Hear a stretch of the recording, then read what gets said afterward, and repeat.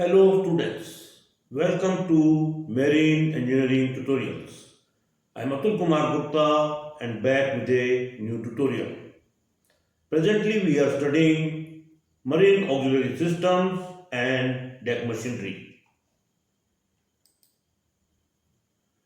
Today we have third lecture and the topic is reciprocating pumps. First of all, we will learn about the working principle of reciprocating pumps. Then we will learn about the method to reduce fluctuations in the pump's delivery pressure. Next we will see the valve test arrangement of a reciprocating pump. Then we will learn about the drives used to operate the reciprocating pumps on the ships. Next we will learn about the maintenance required for reciprocating pumps. Then we will learn about the differences between piston and plunger pumps. Lastly, we will see the construction and operation of Wilden pump used on ships as portable pump during emergencies. Following slides will cover these topics. Working principle of reciprocating pump. Reciprocating pumps fall under the category of displacement pumps, which are self-priming and are capable of creating high vacuum, due to which they are suitable for handling viscous fluids. Although the pumps develop the pressure just to overcome the resistance offered by the system, displacement pumps can theoretically produce infinite pressure. Thus, they are protected by a relief valve against high pressure. Output of these pumps is directly proportional to speed, which reduces with increase in pressure due to internal leakage. The leakage increases while handling low viscosity liquids.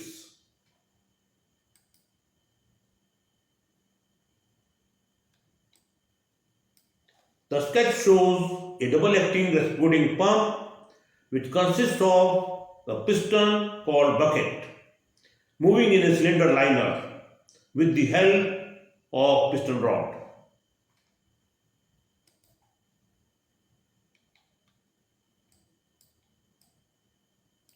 Bucket rings provide the sealing between piston and cylinder liner, and the gland prevents leakage of liquid between pump casing and piston rod.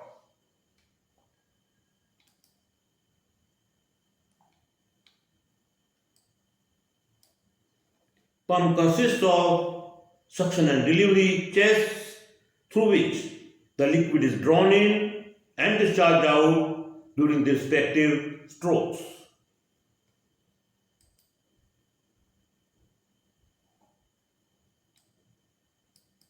During the piston's upward stroke, vacuum is created on the underside which opens the suction valve and the liquid is drawn in.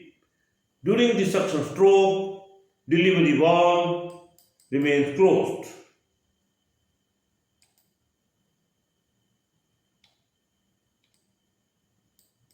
During the piston's upward stroke, liquid above the piston is pressurized, which opens the delivery valve and the liquid is discharged.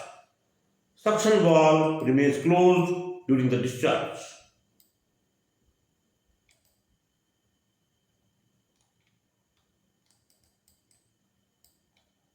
Pressure developed by this pump is fluctuating, which is smoothened to some extent by the air vessel whose operation is described in the next slide. Pulsations in discharge pressure. This sketch will differentiate between the pulsations in the discharge pressure developed by the pump without air vessel and with air vessel. Reason for these pulsations is due to continuous variation in the piston speed during its movement from top to bottom and vice versa. At extreme ends, also called the dead ends, piston speed is zero, which gradually increases to the maximum when the piston is in the middle of the stroke. A double acting pump helps to provide a continuous flow and reduces the pulsations during each cycle. An air vessel is usually fitted in the discharge pipe work to dampen out the pressure variations during discharge. As the discharge pressure rises, the air is compressed in the vessel, and as the pressure falls, the air expands. The peak pressure energy is thus stored in the air and returned to the system when the pressure falls. Considering the pump without air vessel,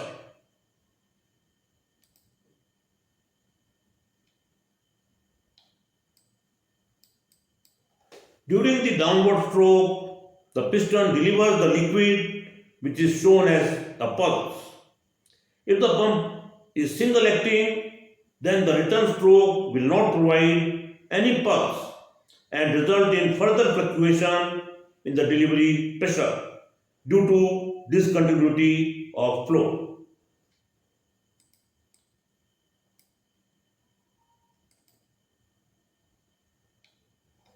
During the upward stroke of the pump, it again gives the pulse as shown and the process continues.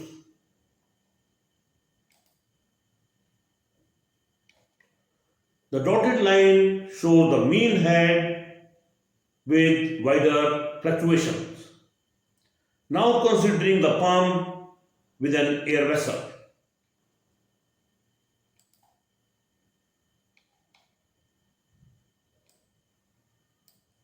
During the downward stroke, the pressure starts to increase when the piston is at its maximum speed in the middle of the stroke. Peak pressure is absorbed by the air which gets compressed. When the piston speed decreases at the end of the stroke, air expands and gives the energy back to the system.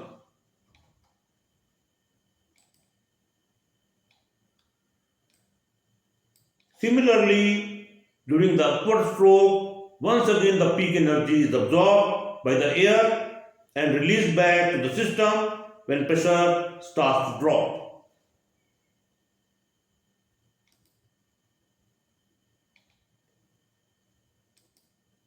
The dotted line shows the mean head where the peaks have been dampened. Valves and chest arrangement. This sketch shows the arrangement of suction and delivery valves, valve chest and relief valve. The valves are of self-acting type and operate automatically by the pressure or vacuum created by the cylinder.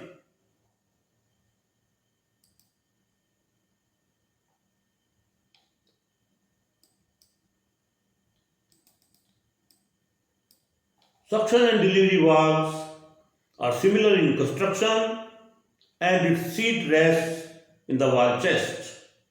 Seat is equipped with ports through which the liquid enters or leaves the valves.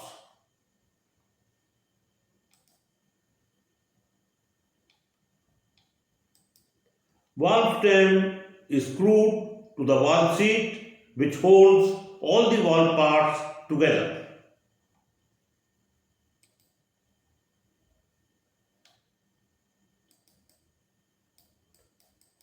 Valve discs rest on the seat face and must ensure tightness when the valve is closed. It should allow for rapid opening and closing with low resistance to flow and must resist corrosion. Valve discs may be of metal such as bronze or steel, non-metal such as leather, rubber, plastic, or composite with metallic valve and non-metallic facing. Valves require regular maintenance as their wear reduces the output.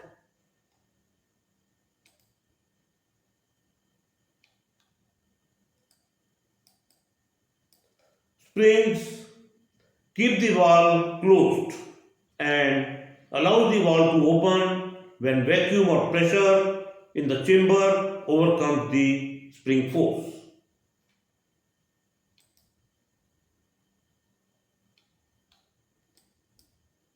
Valve retainer hold the valve disc and spring in their respective positions.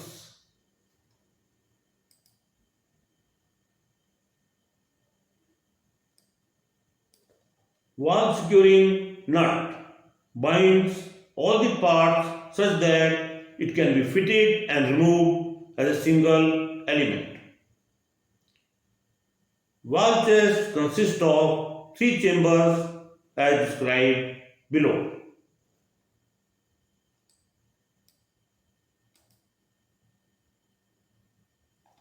Lower chamber is connected to suction pipes from various tanks as necessary and provides suction to the pump through suction valves.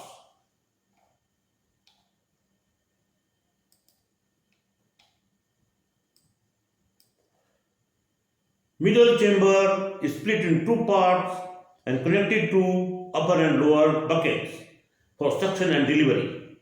It also holds the suction valves for both buckets.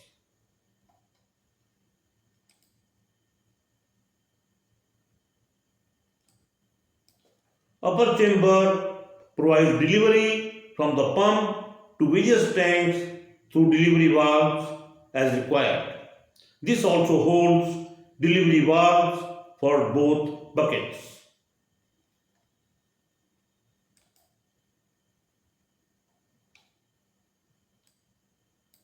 Suction valves are held in their position by the stem of delivery valve, and delivery valves are held in their position by valve retainers.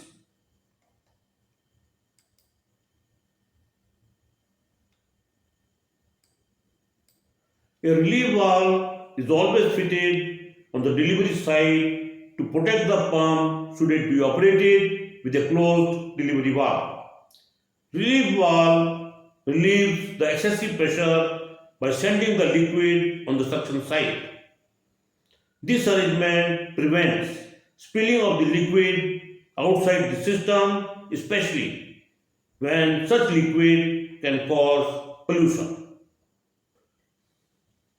Reciprocating pump drives. Reciprocating pumps are complicated in construction as they have large number of moving parts which require regular attention and maintenance. The pump usually consists of two double-acting pistons moving in a cylinder through the piston rod.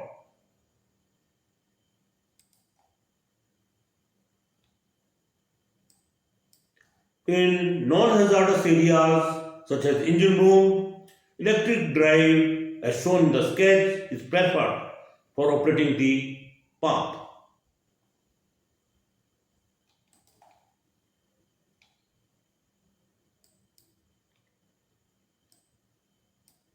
As the pump operates at slow speed, a 4-pole medium speed induction motor with RPM of 1500 or 1800 is used. A 4 pole medium speed induction motor with RPM of 1500 or 1800 is used. Or 1800 is used.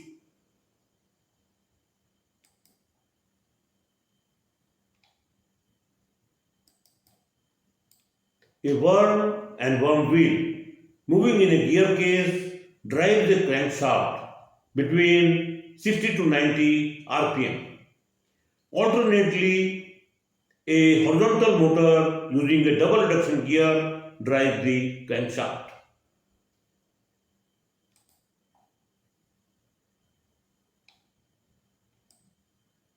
Connecting rods attached to crank pin and crosshead convert the rotary motion into the reciprocating motion.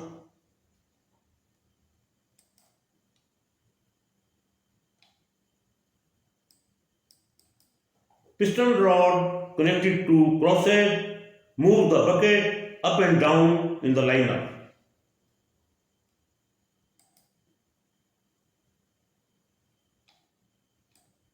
Valves in the chest permit liquid to enter and leave the pump.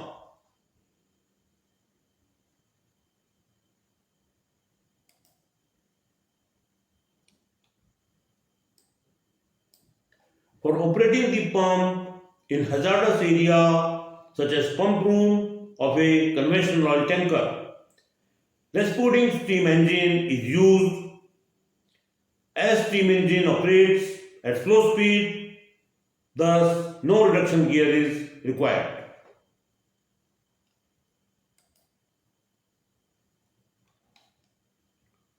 Steam engine uses pistons which move in the liners.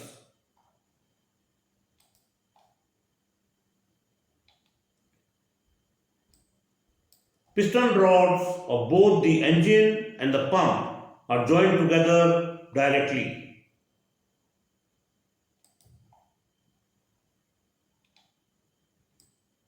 Buckets are moved up and down in the liner through the piston rods.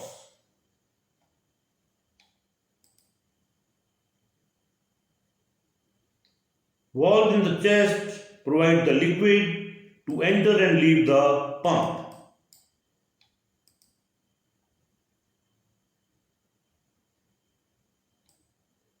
Gland provides the sealing around the piston rod to prevent the leakage of liquid from the pump.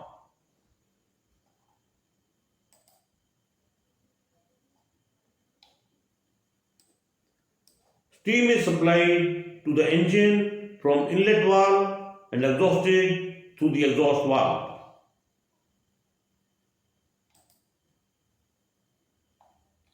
Slide valves control the admission and exhaust of steam on either side of the steam piston.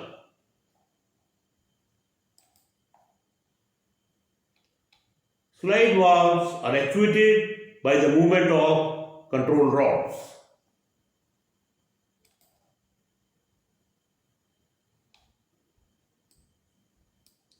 Movement to the control rods is provided through rocking levers which are connected to piston rods. A twin cylinder arrangement provides a smooth operation to the engine. Rocking lever for one cylinder gets its movement from the other cylinder. Reciprocating pump maintenance. Following inspection and maintenance is necessary for smooth operation of reciprocating pumps. Lubrication of moving parts. Regular lubrication of crankpin bearing, crosshead and guides is necessary. Lubricating oil or grease for reduction gear should be checked and renewed every 3 months.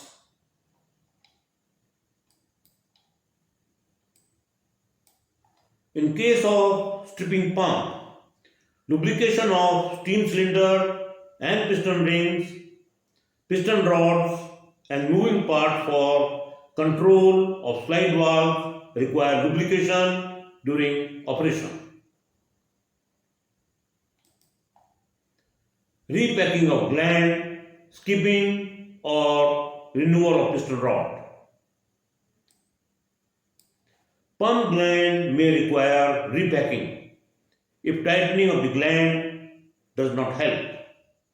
Piston rod also wears in way of the gland packing, which must be skimmed or renewed when leakage cannot be arrested.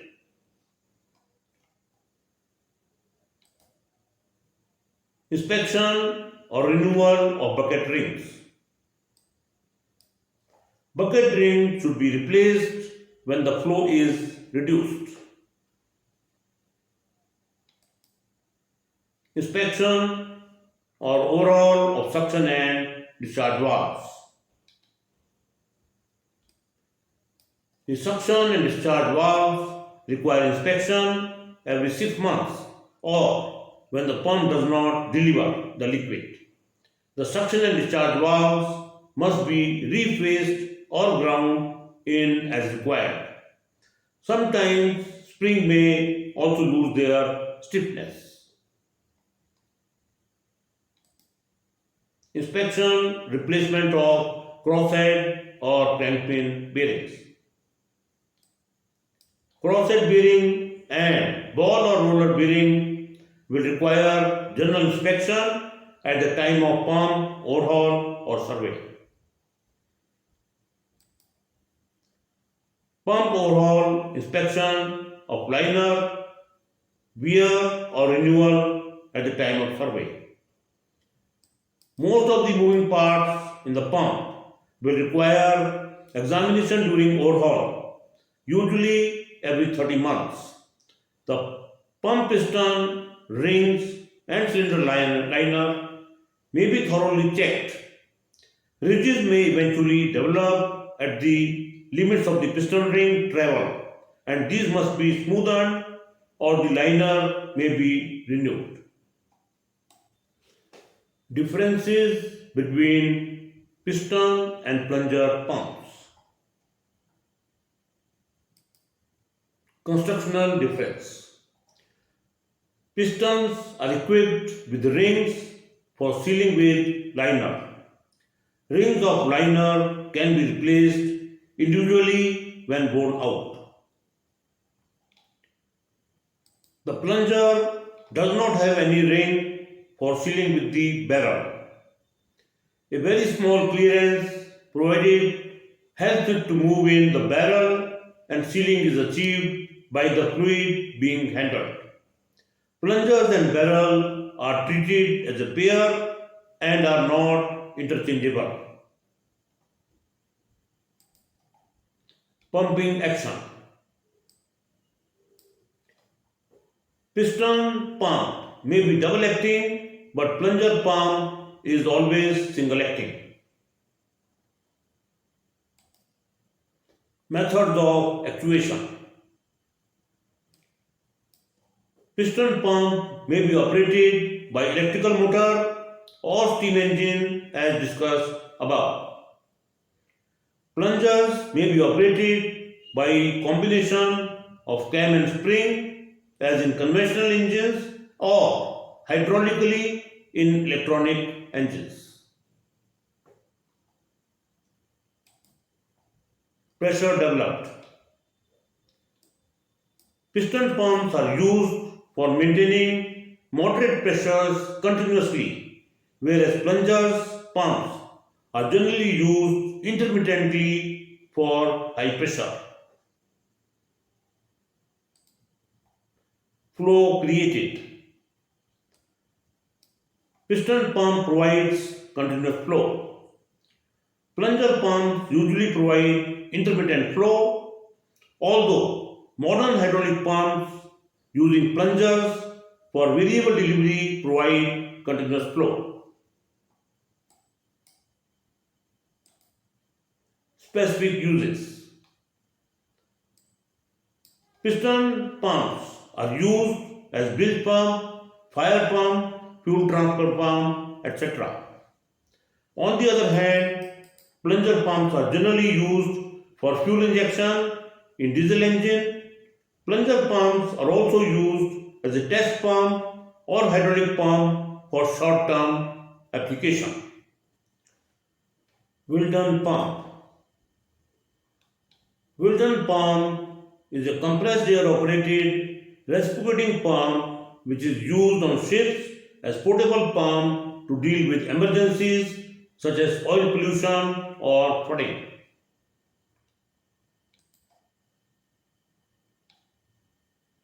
The pump consists of two diaphragms connected together with piston rod which are used for their reciprocating movement and pumping action.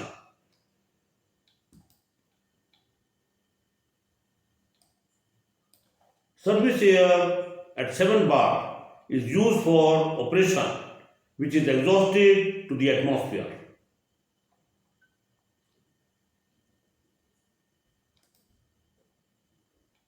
Let's see the operation of Wilden pump through animation.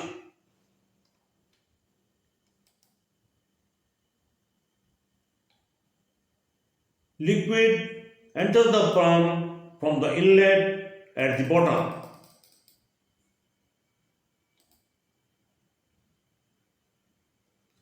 Being a double acting pump, it is equipped with two sets of suction and delivery valves through which the liquid enters and leaves the pump alternately.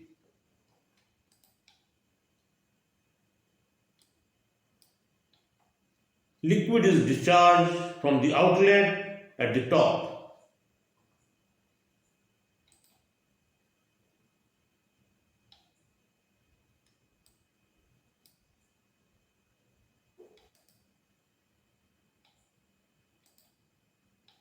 Piston rod connects the two diaphragms. Inner chamber of the diaphragms are used for its operation by the compressed air, whereas outer chambers are used for handling the liquid. Inner and outer movements of the diaphragm respectively cause suction and delivery of liquid through ball valves.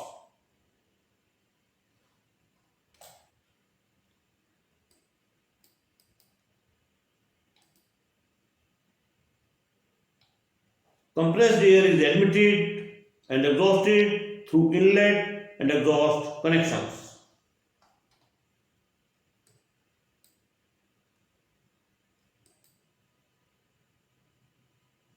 Compressed air is alternately supplied to each diaphragm through shuttle and slide valve, which control the inlet and exhaust ports for the compressed air. This completes the study of reciprocating pumps.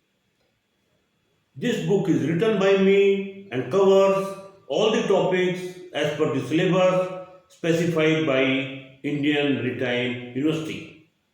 It clarifies the concepts with simple illustrations. The book also provides answers to all the questions which have appeared in the examination conducted by Indian Maritime University. The book can help the students in preparing for the exam and also to work on ships, auxiliary systems and deck machinery safely. Hope you have liked the lecture. You can write your feedback in the comment box. If you have liked the tutorial, you may share it with your friends. You may subscribe to the channel for getting notifications about the new tutorials. I will be back with a new lecture shortly. Thanks for watching till the end.